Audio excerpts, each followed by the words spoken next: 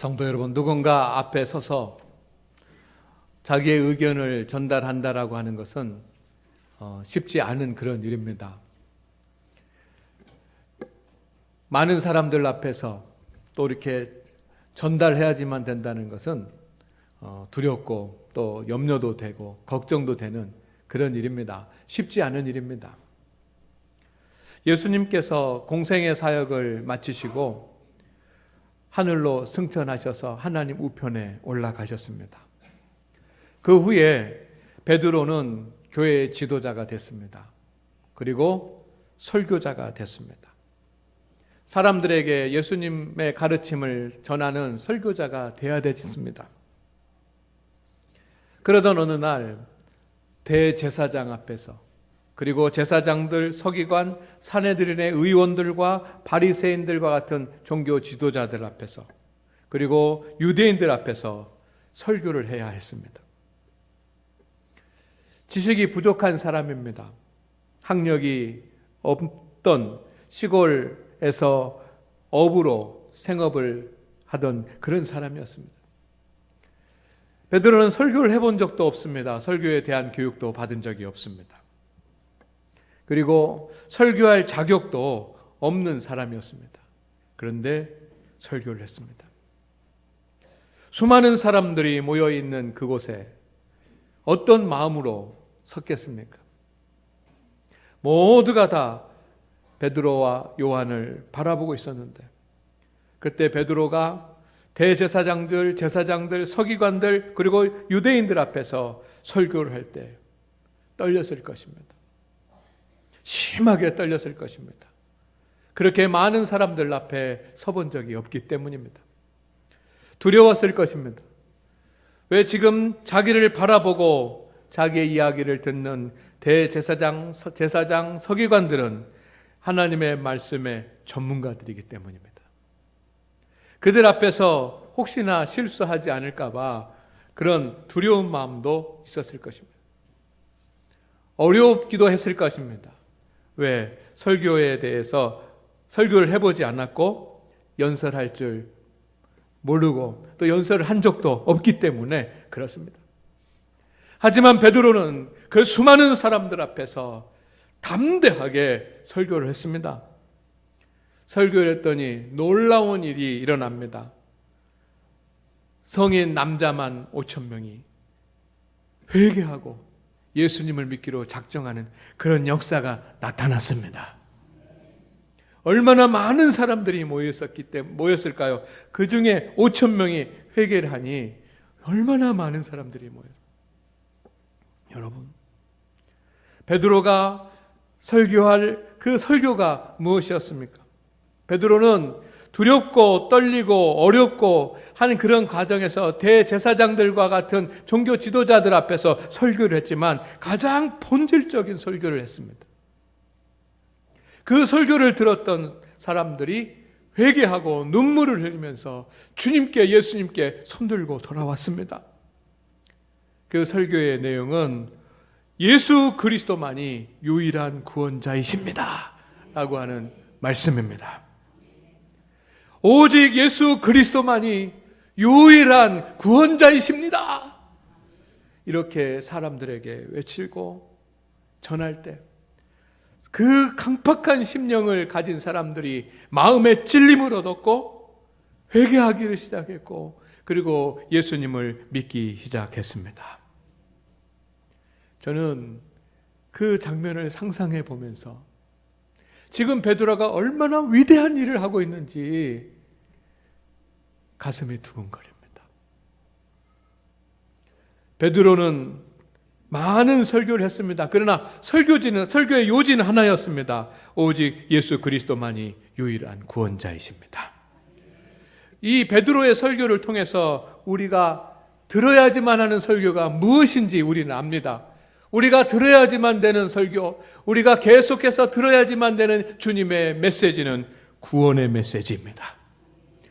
우리는 베드로의 설교를 통해서 우리가 전하고 가르쳐야지만 되는 메시지가 무엇인지 알게 됩니다. 그것은 예수 그리스도가 유일한 구원자이시라고 하는 사실입니다. 성도 여러분, 오늘날 우리가 계속 전하고 계속 들어야지만 되는 설교는 따라합니다. 유일한 구원자는 예수 그리스도. 아멘. 여러분은 베드로처럼 담대히 베드로의 메시지를 전해 보셨습니까? 여러분, 어느 순간인가 베드로처럼 담대하게 이 구원에 관한 이야기를 누군가에게 해 보셨습니까? 말을 한다는 것, 그리고 전한다는 것 쉽지 않습니다. 그러나 베드로보다는 쉬울 것입니다.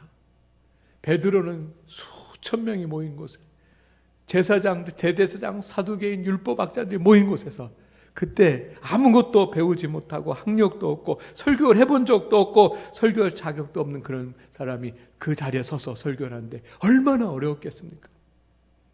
그러나 성도 여러분, 성령님이 감동하시고 성령님의 충만함을 얻을 때 우리는 할 수 있는 줄로 믿습니다. 구원이라고 하는 것이 무엇입니까? 구원은 따라합니다. 하나님과의 관계 회복입니다. 구원은 가장 쉬운 말로 표현하면 하나님과의 관계 회복이고, 하나님과의 관계가 회복이 돼서 저와 여러분이 하나님의 자녀가 된 것입니다. 우리는 하나님의 자녀가 되었습니다. 그러나 세상에는 아직도 하나님을 알지 못하는 많은 사람들이 있습니다. 그들이 구원받아야 될 줄로 믿습니다. 우리의 형제들, 우리의 자녀들, 우리의 이웃들, 우리의 친구들이 구원받아야 됩니다. 이를 위해서는 반드시 죄의 문제가 해결돼야지만 됩니다. 그 개인의 죄의 문제가 해결되지 않고는 구원을 얻을 수가 없습니다. 죄는 하나님과의 관계를 끊어놓는 칼입니다. 그래서 구원은 죄의 문제가 해결되어서 하나님의 자녀가 되는 것이 구원입니다. 할렐루야. 우리는 구원받은 줄로 믿습니다. 여러분, 구원받은 성도들은 구원의 확신을 가지고 살아가야 합니다. 구원받은 성도는 세 가지의 하나님의 은혜와 복이 주어집니다. 첫째는 하나님의 자녀가 되는 권세가 주어집니다. 쉬운 말로 표현하면 하나님과 일촌이 되는 것입니다. 가장 가까운 관계가 되는 것입니다. 그래서 하나님의 사랑과 은혜를 받는 사람이 됩니다. 이것이 구원입니다. 어떻게 우리 피조물이 하나님과 일촌이 될 수 있고 하나님을 아버지라고 부를 수 있습니까? 그리고 하나님의 은혜와 사랑을 받을 수 있습니까? 주님께서 구원하시면 가능한 줄로 믿습니다. 우리는 하나님의 자녀가 된 권세를 가지고 있습니다. 구원받은 사람에게 주어지는 두 번째 복은 영생입니다. 성경에 사망에서 생명으로 옮겨졌다라고 분명하게 말씀을 하셨습니다. 내가 예수님을 믿고 거듭나고 하나님의 자녀가 되는 순간 우리는 사망에서 생명으로 옮겨졌습니다. 영생을 누리게 됩니다. 그 영생은 얼마나 오래 사느냐라고 하는 삶의 길이의 문제일 뿐만 아니라 우리의 영혼이 하나님의 형상을 회복하고 온전한 하나님의 사람으로 되어지는 것, 이것이 영생입니다. 새로운 피조물, 새로운 삶을 살게 되는 것이 영생의 복인 줄로 믿습니다. 그 복을 우리가 누리고 있습니다. 세 번째는 천국입니다. 구원받은 사람에게는 하나님께서 천국을 복으로 주십니다. 우리의 유한한 인생이 끝나는 날, 우리는 영원한 낙원에 거하게 됩니다. 이것이 구원의 복입니다. 이 구원의 모든 복을 사랑하는 사람들이, 가까운 사람들이, 이웃들이, 친구들이 누리게 돼야 될 줄로 믿습니다. 그래야 되지 않습니까? 그런데 이것은 사람의 힘으로 되는 것이 아니라 죄의 문제가 해결되어야 구원을 얻습니다. 그러나 누구도 우리의 죄의 문제, 우리 형제들의 죄의 문제, 자녀의 죄의 문제를 해결할 수 없습니다. 자녀들의 집 문제, 자녀들의 사업 문제는 부모가 해결해 줄 수 있을지 모르지만 여러분, 우리의 자녀들, 우리의 이웃들, 형제들의 구원의 문제는, 그를 위한 죄의 문제는 우리가 해결해 줄 수가 없습니다. 왜냐하면 우리도 죄인이기 때문입니다. 세상에 어떤 사람도 죄의 문제를 해결할 수 없습니다. 오직 죄 없는 사람만이 죄의 문제를 해결할 수 있습니다. 세상에는 죄 없는 자가 없습니다. 그래서 하나님의 아들이 이 땅에 오셨습니다. 죄 없는 하나님의 아들이 이 땅에 오셨습니다. 십자가에 달려 죽으심으로 말미암아 우리의 죄의 대가를 치르셨습니다. 예수 그리스도가 십자가에서 나를 위해서 대신 죽으셨습니다. 우리를 위해서 대신 죽으셨습니다. 그 주님을 믿고 회개하고 영접하면 누구든지 구원을 얻습니다. 성도 여러분, 우리는 믿음의 길을 갑니다. 우리가 믿음을 가지고 철저하게 믿음 생활을 한 믿음 생활의 최고의 목적, 결과가 무엇이겠습니까? 그것은 구원입니다. 베드로전서 1장 9절 말씀에 믿음의 결국 곧 영혼의 구원을 받음이라. 믿음의 결과는 영혼의 구원이라. 우리는 구원을 위해서 믿음의 길을 가는 것입니다. 선한 사람이 되기 위한 것도 아니고 건강의 문제를 해결하기 위한 것도 아니고 복을 받기 위한 것도 아닙니다. 우리는 구원받기 위해서 이렇게 하나님을 예배하고 믿음의 길을 가는 것입니다. 그러나 착한 일을 많이 했다고 구원을 얻지 못합니다. 하나님의 말씀을 많이 안다고 그 말씀을 지켰다고 구원을 얻을 수 없습니다. 봉사를 많이 했다고 구원을 얻을 수 없습니다. 예수 그리스도의 보혈의 은혜를 알고 믿고 고백하고 회개하고 예수님을 영접한 사람만이 구원을 받습니다. 이 영적인 사실을 베드로는 예루살렘 성전 앞에서 외치고 있는 것입니다. 아무도 도와주는 사람이 없습니다. 아무도 지원해 주는 사람이 없습니다.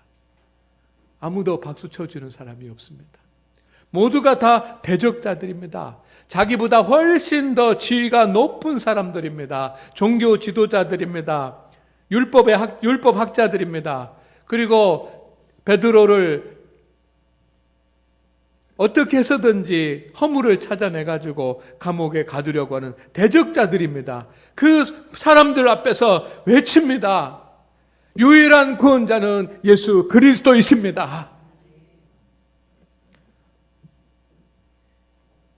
그런데 놀라운 것은 계란에 바위치기 같은 바위에 계란 던지기 같은 그런 베드로의 설교를 통해서 사람들이 찔림을 받고 예수님을 믿게 되고 회개하게 되고 그의 영혼들이 구원받게 되는 줄로 믿습니다. 성도 여러분, 베드로처럼 누군가에게 확신을 가지고 유일한 구원자는 예수 그리스도뿐이라고 하는, 우리 인생의 가장 큰 문제는 구원의 문제라고 하는 이 확신을 가지고 진지하게 구원의 문제에 대해서 말하고 있습니까? 하지 않는 이유가 뭡니까? 하지 못하는 이유가 뭡니까? 여러분, 우리 성도는 항상 구원에 관심을 가져야지만 됩니다. 구원의 문제에 관심을 가져야지만 됩니다. 왜냐하면 믿음의 결국은 한 구원이기 때문입니다. 구원에 대해서 잘못된 이해도 문제예요. 여러분, 이단들입니다. 구원파, 신천지, 하나님의 교회 이런 데는 잘못된 구원관을 가지고 있고 잘못된 구원에 대한 이해를 가지고 있어요. 구원에 대해서 잘못 알고 있는 것도 문제입니다. 그러나 구원에 대한 관심이 없어도 문제 아니겠습니까? 처음 교회 시대에 구원에 관심을 갖는 사람들은 많지 않았습니다. 제사장들, 서기관들, 그들은 구원에 대해서 설교하지 않았습니다. 그러니 사람들은 구원에 대한 설교를 듣지 못했습니다. 율법을 지키라, 율법을 지키라고 하는 그런 설교만 들었습니다. 그러나 베드로는 외쳤습니다. 성령 충만하여서 대제사장들 앞에서도 수천 명이 모인 수많은 군중 앞에서도 담대히 외쳤습니다. 그리고 베드로만이 아니라 교회가 외쳤습니다. 그리고 성도들이 외쳤습니다. 유일한 구원자는 예수 그리스도뿐이십니다. 우리의 가장 큰 문제, 인생의 문제는 구원의 문제입니다. 외치는 것입니다. 예수님을 대적했던 사도 바울도 성령 충만하니 외쳤습니다. 만나는 사람마다 때를 얻든지 못 얻든지 외쳤습니다. 구원의 소식을 전했습니다. 주 예수를 믿으라, 그리하면 너와 내 집이 구원을 얻으리라. 광야에서 외치는 소리 같은 그런 소리이지만 그래도 성령님께서 감동하시니 그렇게 외치고 그 메시지를 들은 사람들이 하나님 앞에 회개하고 주님께로 돌아와 구원받은 줄로 믿습니다. 복음이 무엇입니까? 우리는 복음을 전해야 됩니다. 그 복음은 구원에 대한 메시지입니다. 예배는 무엇입니까? 구원받은 성도들이 하나님 앞에 감사를 드리는 축제가 예배입니다. 구원의 복음을 잊지 마시기를 바랍니다. 우리 모두 하나님의 구원의 은혜에 감사합시다. 그리고 구원받은 자답게 살아가십시다. 그리고 구원의 소식을 전하고 구원의 진리를 가르칠 수 있기를 바랍니다.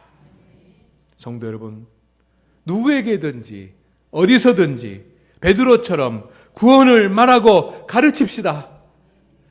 나는 능력이 없지만, 나는 말할 수 있는 기술도 없지만 성령님께서 우리에게 능력을 주시기를 소망합니다. 성령님께서 여러분에게 권세를 주시기를 소망합니다. 성령님께서 여러분에게 충만함을 허락하여 주셔서 때를 얻든지 못 얻든지 구원의 소식을 전할 수 있기를 소망합니다.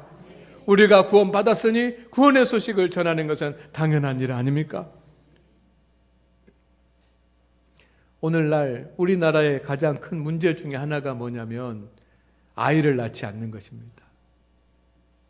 자녀를 낳지 않습니다.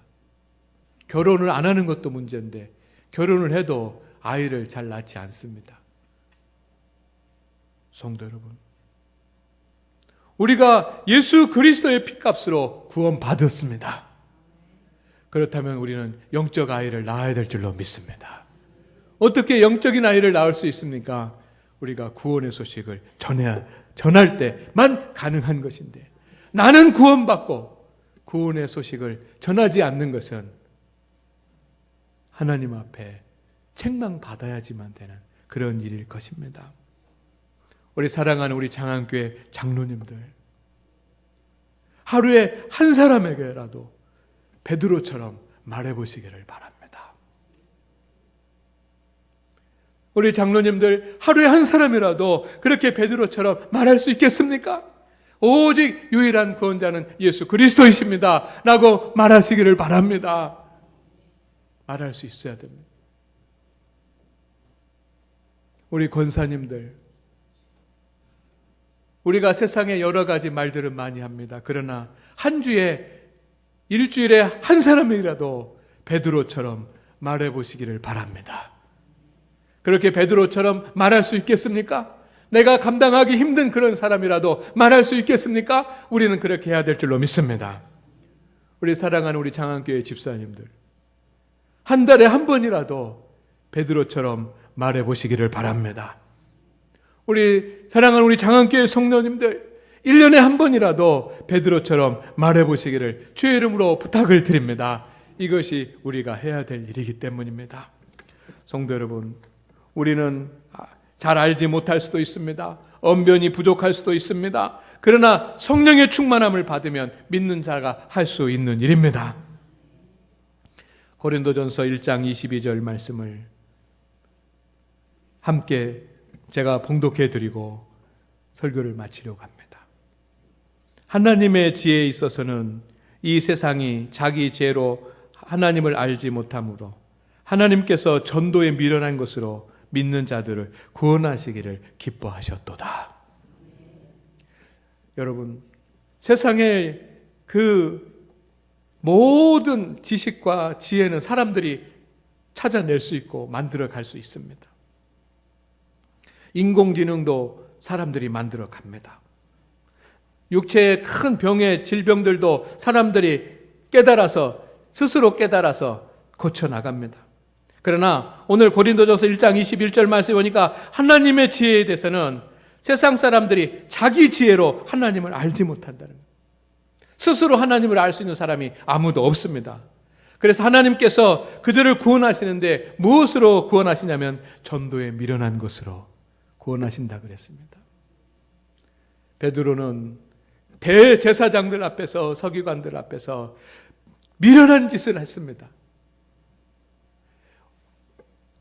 수만 명의 사람들 앞에서, 수천 명의 사람들 앞에서 미련한 짓을 했습니다. 미련한 일을 했습니다.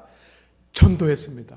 유일한 구원자는 예수 그리스도이십니다라고 구원의 메시지를 선포했습니다.